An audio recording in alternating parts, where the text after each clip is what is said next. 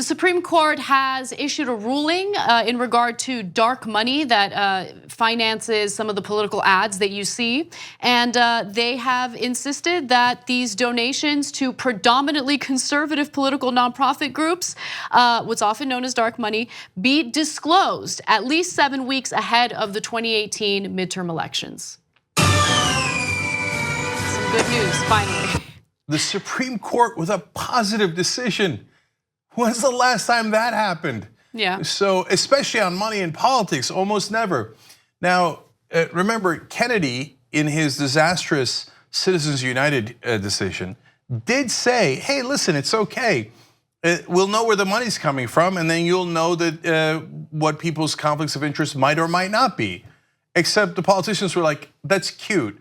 No, we're not gonna tell you where the dirty money's coming from. That's the whole point of dark money, is to keep it from you.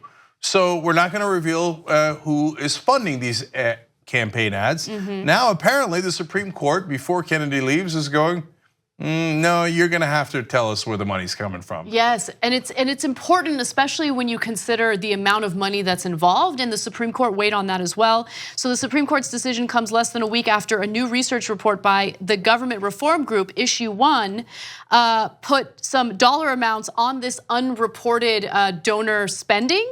And the report found that the top 15 politically active nonprofit groups raised and spent more than $600 million on campaigns between 2010 and 2016. Yeah, and so understand, this doesn't just apply to conservatives. It applies to conservatives, liberals, just the same.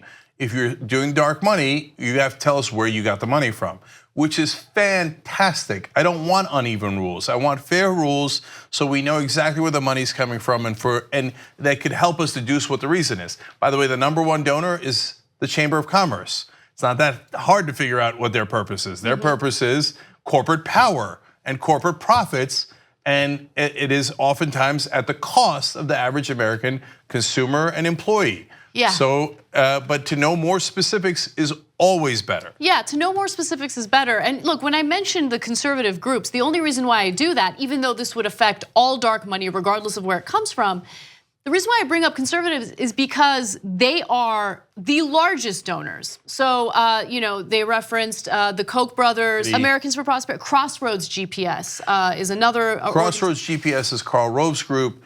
The others are Koch brothers groups, and the Chamber of Commerce obviously represents giant multinational corporations. By the way, they're multinational corporations, and they would like to influence American politics.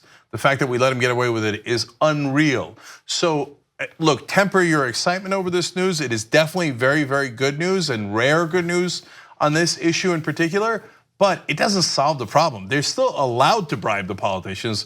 We just now have to know who they are. And so we need to go way, way further and actually get the money out of politics to begin with.